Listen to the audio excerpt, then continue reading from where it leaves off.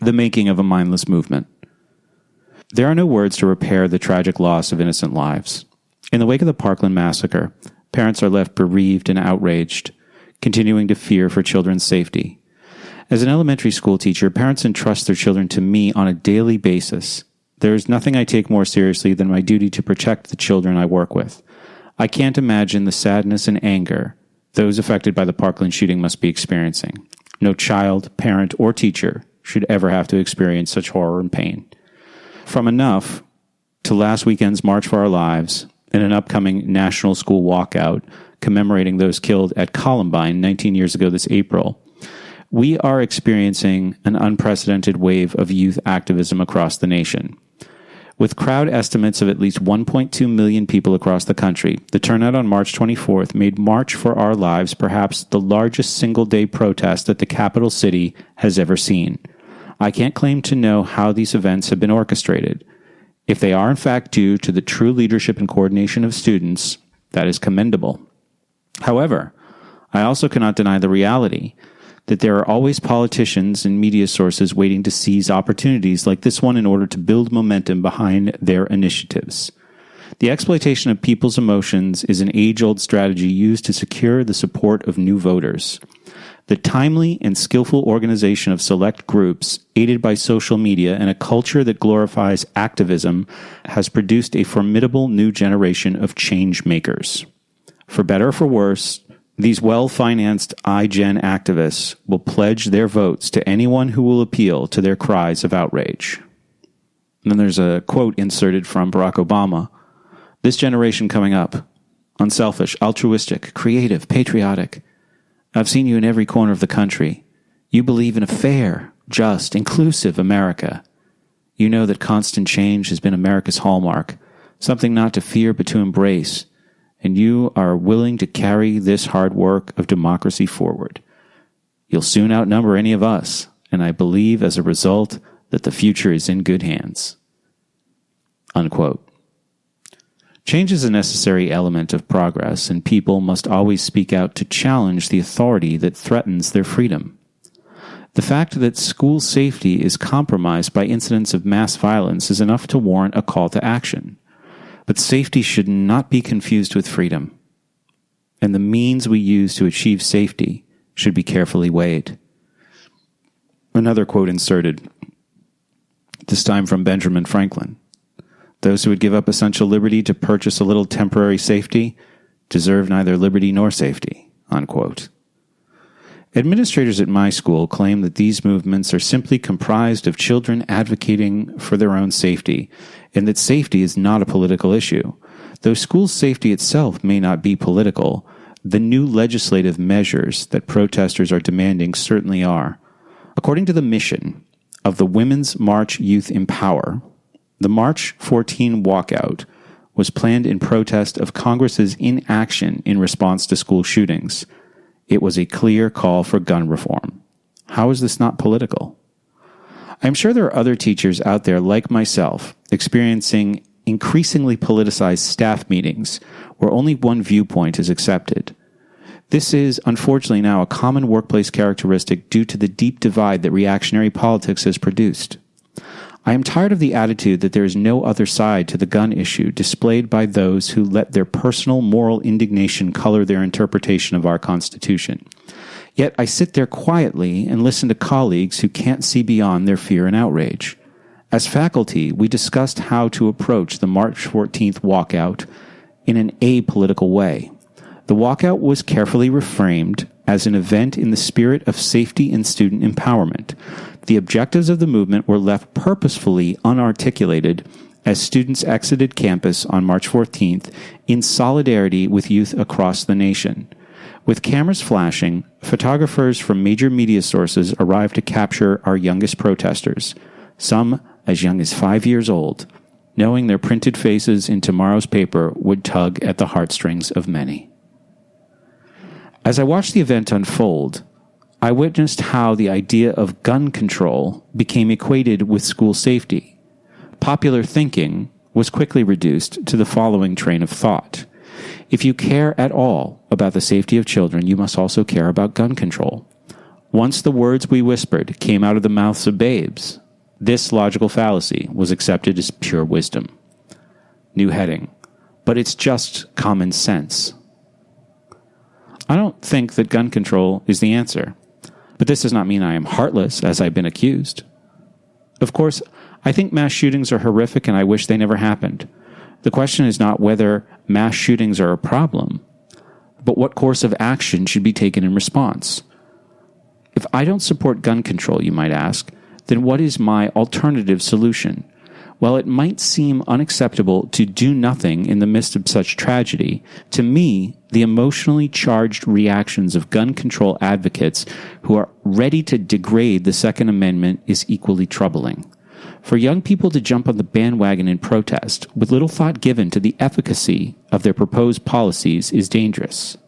A quick peek at history reveals that at times there are unintended consequences to the changes we demand, when efforts to promote peace and security have paved the path to tyrannical outcomes. To say that gun safety laws are just common sense is an arrogant way to avoid the responsibility of defending your own claim. Gun control advocates tend to evade certain statistics that weaken their argument.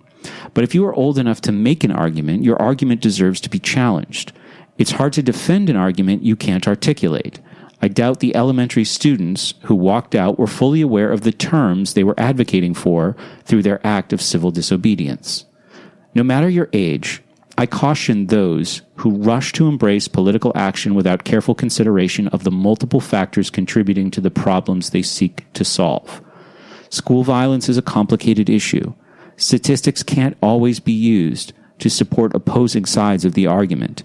Achieving school safety does not necessarily require legislative change. It requires conversation, and yet the conversations sparked so far remain entirely one-sided. Many of us on both sides of the gun debate are guilty of confirmation bias. We've already come to our conclusions and cling only to information that supports our own opinion, filtering out the opposition. Can we at least agree that the efficacy of so-called common-sense gun safety laws is up for debate? To end this statistical tug-of-war, a sense of intellectual humility and historical understanding is imperative. Without critical thinking, an individual has little basis upon which to form a valid opinion on the correct course of action for the future. How can young people strive to make meaningful change if they don't understand why things are the way they are to begin with? How can we decipher what is worthy of preserving and what's worthy of change? Adults should not be lionizing youth solely because they are pushing for change, especially when such a lack of logic has given root to the demands in place. Final heading: Progressivism and Propaganda. I detest the way children have been used as pawns for political protest. To capitalize on a tragic event like the Parkland shooting and manipulate young people's emotions for a political cause is absolutely disgusting. Since the progressive movement in education, youth have been idealized as agents of change who possess the powers to solve society's most profound problems. But youth are also highly impressionable, and there is a fine line between promoting activism and indoctrination. It seems that a culture of activism is being encouraged to younger and younger crowd each year. I cringe every time I see a toddler hold a picket sign, or hear a kindergartner parrot an adult opinion about an issue they don't fully comprehend. Recent events have illuminated the ways in which progressive methods of education effectively prime children for democratic citizenship. One of the primary goals of progressive schooling is to give students the experience of participating within a democratic community. Heavily influenced by the Prussian model of schooling, John Dewey, known as the father of progressive education, wanted to produce an optimal citizenry in order to achieve his utopian visions of a unified nation. Rather than teaching blind obedience to authority, however, Dewey found a gentler way to mold school-age children into good citizens. His emphasis on socialization and student choice over academics was used to construct a strong sense of collective identity and an illusion of empowerment. By giving students an impression of autonomy, progressive education promoted a more humane way of transforming children into ill-informed robots. It has become one of the most successful methods of programming the next generation to carry out the agenda of the intellectuals who lead them. Interestingly, Around the same time that progressive education was gaining foothold in the American school system, the field of public relations was born. Edward Bernays, later referred to as the father of public relations, justified the use of propaganda which he felt was necessary to direct social progress. This responsibility fell into the hands of trained propagandists like himself, who could shape the minds of the masses without them being conscious of having been manipulated. Like Dewey, Bernays' tactics gave individuals the impression that they were making autonomous decisions, while in fact they were being controlled by invisible strings designed to pull their thought in predetermined ways. In the opening chapter of Propaganda, he writes, "The conscious and intelligent manipulation of the organized habits and opinions of the masses is an important element in democratic society. Those who manipulate the unseen mechanism of society constitute an invisible government, which is the true ruling power of our country." The organized interplay of media and education in order to promote desired outcomes is further described in Propaganda, as Bernays states. Universal literacy was supposed to educate the common man to control his environment. Once he could read and write, he would have a mind fit to rule. But instead of a mind, universal literacy gave him rubber stamps inked with advertising slogans, with editorials, with published scientific data, with the trivialities of the tabloids and the platitudes of history. But quite innocent of original thought. Each man's rubber stamps are the duplicates of millions of others, so that when those millions are exposed to the same stimuli, all receive identical imprints. It may seem an exaggeration today that the American public gets most of its ideas in this wholesale fashion. The mechanism by which ideas are disseminated on a large scale is propaganda, in the broad sense of an organized effort to spread a particular belief or doctrine." Unquote. When I see today's youth lining up to march for gun control, I don't see it as an example of empowerment. I see it as the propagandist's ploy. The use of children for political purposes is not a new tactic. With great pride, many refer to the courageous activism of children in the Birmingham Children's Crusade of 1963. Rather than a voluntary act of civil disobedience, however, the Children's Crusade was a product of a strategic recruitment campaign during a time when adult activism was on the wane. Recently arrested Martin Luther King Jr. and the Southern Christian Leadership Conference were searching for new ways to garner momentum for the desegregation movement. Southern Christian Leadership Conference leader James Bevel suggested that children be asked to participate, since they had less to lose than adults who feared loss of employment. Thousands of children were recruited for upcoming demonstrations and trained in methods of nonviolent resistance. Though the children remained peaceful, they were attacked with hoses, batons, and police dogs. Although King faced criticism for putting children on the firing line, the Children's Crusade of 1963 was considered a crucial turning point in the civil rights movement. Ultimately, it was the media's attention to the bravery of Birmingham youth that pressured city leaders to cave in to their demands.